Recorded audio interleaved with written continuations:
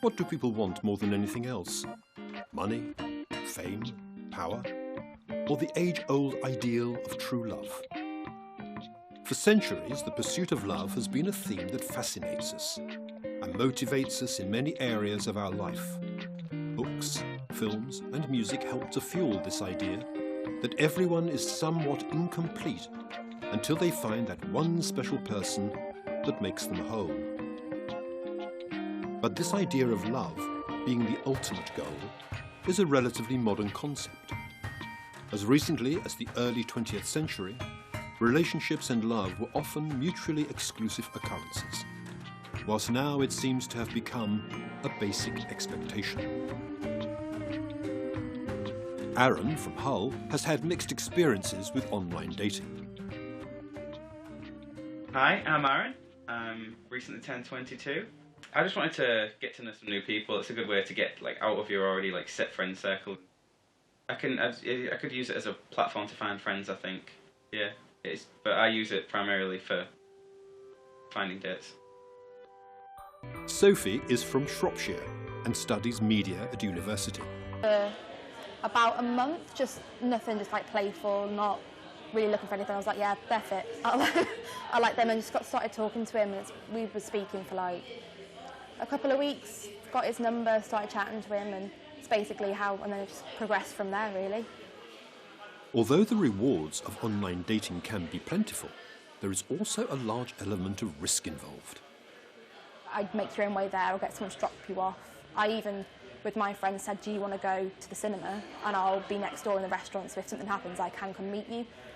Just a safety thing like that. It sounds weird, but it is a safe thing. You don't want to get into a situation you don't want to be in. The UK's online dating industry is estimated to be worth £300 million a year. And according to the Online Dating Association, over 25% of new relationships now start online. So what is the appeal of taking the pursuit for love online? My name's Guy Smith, I'm 24, and my experience with online dating has been weird, would be the best way to summarise it. It's almost kind of a social experiment, weird, not entirely successful, but then I wasn't really looking for it to be a successful experience, but interesting, yeah. No harm done, but interesting. For me, the level of intimacy required over message for me to want to meet up with a person was 0%, because if I was attracted to them physically, there was no reason not to meet with them. Because in my opinion, trying to convey who you are as a person over a series of short messages is often ultimately pointless anyway. The thing where it's quite interesting is that you're meeting with someone who, if you're a guy like myself, and not particularly a small guy either, who you are far bigger and far stronger with, and quite frankly, it's crazy sometimes when a girl will turn around and say, cool, let's meet for a drink, or even a couple, cool, do you want to come round to mine? Because you just think, are you insane? I'm huge compared to you. You've got to be bloody mental to let me in your house, or just to randomly go, yeah, let's meet up for a drink anywhere. And, it reminds me, I was watching a comedian the other day who said the #1 threat geographically, all over the world, historically, internationally, to women is men. It's this idea of, oh, what are we going to do? Where are we going to go on our date? I was like, I don't know, to your death, statistically. It's fucking insane that we would go together and just randomly meet after 1 or 2 messages. So for me, I always used how quick they were happy to meet me as an indicator of how insane they were. So the people who I'd spoken to more, I generally thought, we're probably going to get along a bit better because you've probably got more of a brain on you. Those people who were just like, yeah, let's meet up straight away. There's an argument to be made for spontaneity, but it's probably not a good one. David is a freelance photographer and student from Lincolnshire. So I was at home by myself and my parents were on holiday and I was pretty bored and I was just wanting someone to talk to. So I went on, and after about 15 minutes we kind of just got connected with each other, and then we ended up speaking for the whole night, and then we got each other's Skypes, I think, and then from there we just sort of carried on talking. I didn't think I'd meet someone who I was going to marry. I was just sort of looking to kill some time and just see if there are any interesting people out there to talk to. Yeah, but it is what it is. It just happened, I guess. Diane? I started online dating because I came out of a long relationship, and I obviously wasn't very happy, and friends of mine said, "Oh, Diane, you must try online dating." So I gave it a whirl, but I wasn't really sure about it, but I did persevere for several months.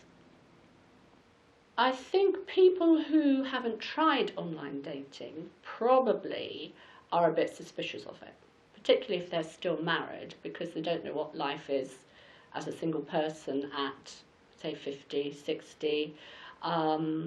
So I think unless you've tried something, you perhaps are a bit sceptical, because all you hear are bad stories about it, but it's not all bad. Lottie and Ali are housemates who go to the University of Lincoln. It's free, basically, and a student being all that, so. It seems to be the new thing at the moment, doesn't it? So everybody's getting on it. I just followed because everyone else was using it, so I thought I'd get involved. For some people, online dating carries a certain stigma. Doesn't really matter to me where I met them, sort of. See, for me, that is an issue in a way. Like, if people always ask you, "Oh, how did you meet that?" But you can't help if you like someone at the end of the day. So I know people in relationships out of online dating. So Holly is a student from Shirebrook and has used online dating with friends as a bit of a joke. I suppose I downloaded it for a joke as I was with them, and then it's only something that I would actually use when I was with friends.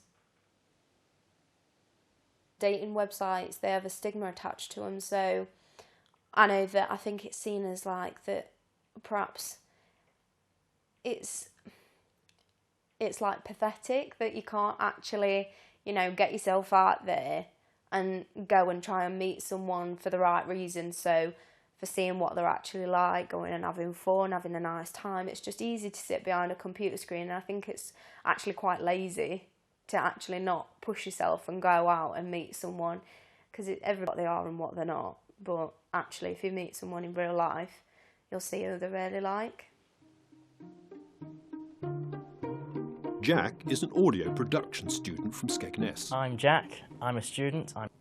What I was looking to get out of it was just, I don't know, some sort of acceptance from someone else, help me get over a breakup. I think other people have their different various reasons.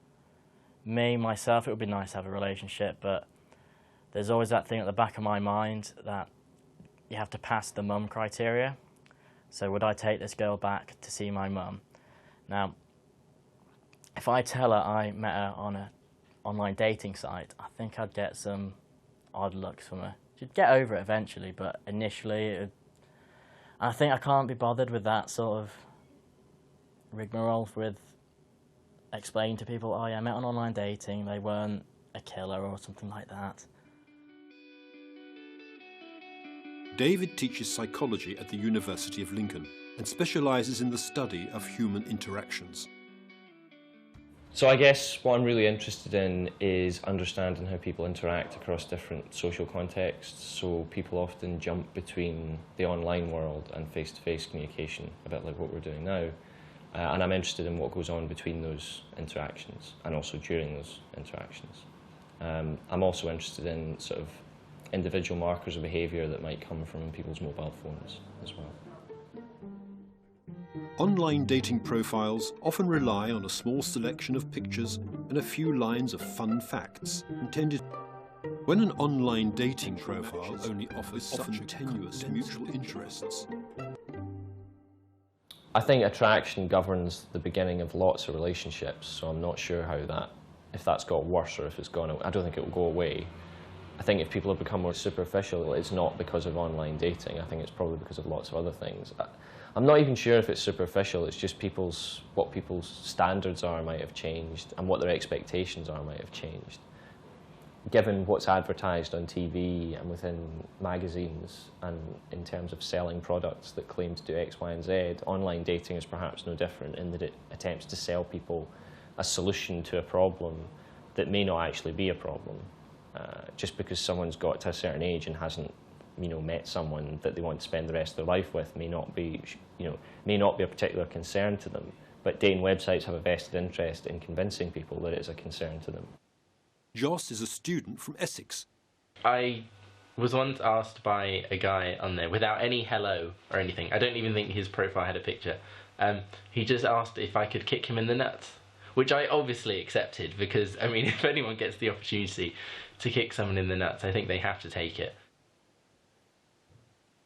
Yeah, I had this one chick that had a pet horse, and that was all she used to talk about.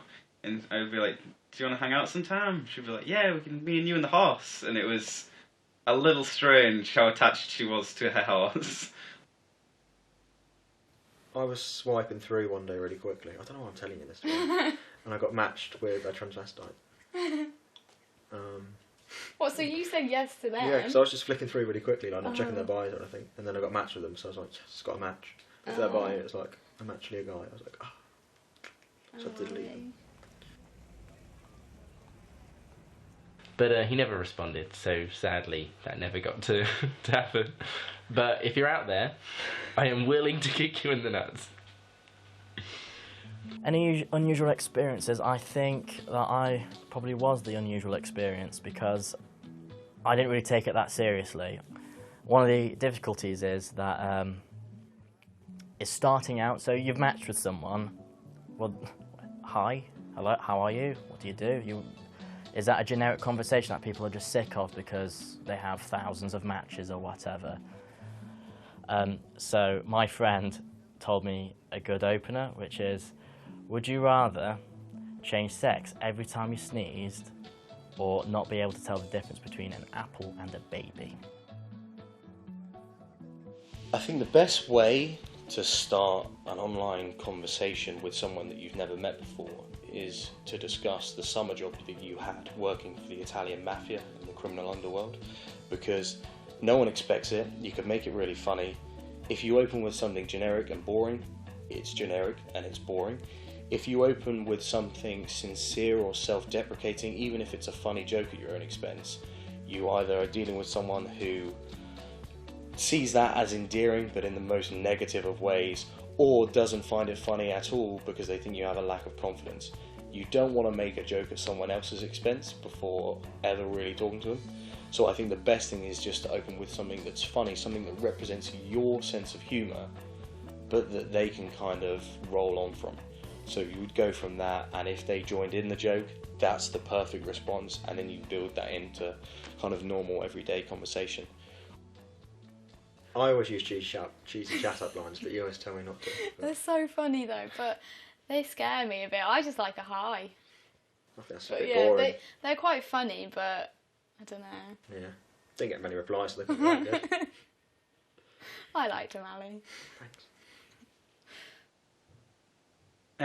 Try and pick something out that colourly stands out about them and ask them about it. If you see, like in the picture, one of the pictures, they were eating organic food or something, try and start a conversation about something you know they're interested in already. Because if you just go in talking about yourself or things you're interested in, you're not going to grab their attention at all. Catfishing is a term that has wound its way into our vocabularies as more and more people encounter users online who aren't quite who they claim to be. But if the aim is to entice someone into meeting up in the flesh, then why do people misrepresent themselves at all? Catherine is a feminist writer living in Milton Keynes, whose work often explores the complicated nature of relationships. I've never had an experience where someone hasn't been who they say they are, like the pictures have been the person, but I've definitely had it where the pictures were considerably younger, where their description of their height was very inaccurate. Like a person said they were 5'7", yet they were about the same height as me, which is 5'2". That's significant, and I can see perhaps why that person might have done that, but did he think I wouldn't notice when I actually met him? So yes, there's been the odd experience, but no horror stories. Everyone has been roughly who they said they were. I like to think that I represent myself in a real way. It's very much when you're talking to someone they'll be like, you'll just be talking, and they'll be like, oh yeah, have you got any more pictures? So what I usually do, I'll send them some nice pictures, and then I'll send them a really horrible picture of me, just to sort of counteract it, because I'm like, yeah, this is me pulling a nice face, but this is what I look like the majority of the time. If I met up with somebody and they didn't really turn out to be who they were, it depends on how much they were lying, I guess. I'd be a bit bothered because, well, why are you lying to me? And then what else are you going to lie to me about? I think it must be quite distressing for people who meet someone online and it turns out to be somebody else. I never thought for a second that whilst we were talking it would be somebody else, purely because we video called pretty much every day. I think it would take some sort of genius to be able to fake a video call with somebody else. I found that men generally were unfit, nothing like their photographs, but they wanted to or expected to meet a woman sort of like 20 years younger who was glamorous, fit. I'm not saying I am, but they think that they are worthy of someone much better than they actually are.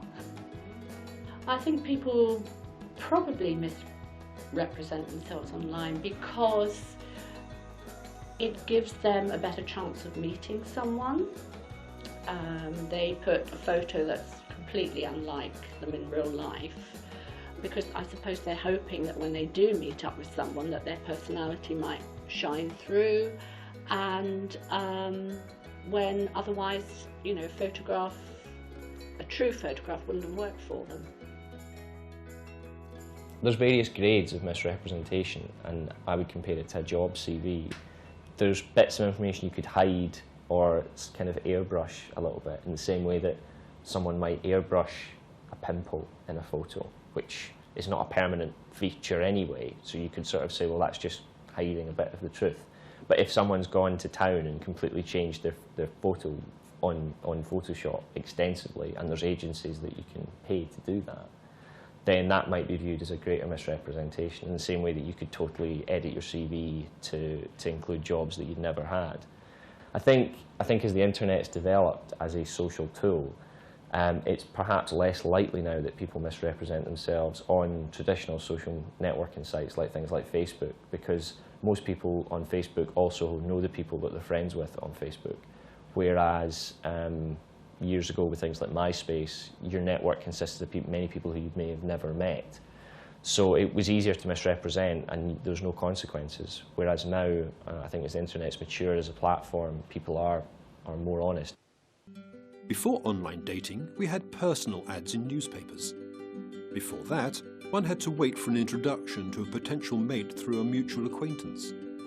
If dating etiquette has been through so many changes in the past, then what does the future hold for the online dating world?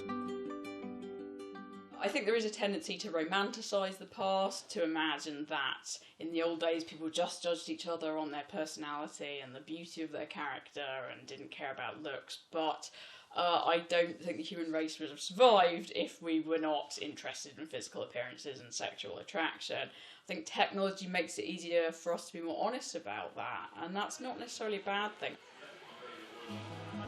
Yeah, I think the traditional way of just seeing someone you like, going up to them, talking to them, it'll always be there. I think people want to have relationships with other people, and the internet's always been one way of doing that. So, and that's kind of what the internet was set up to do, was to help people communicate. So I can't see that going away.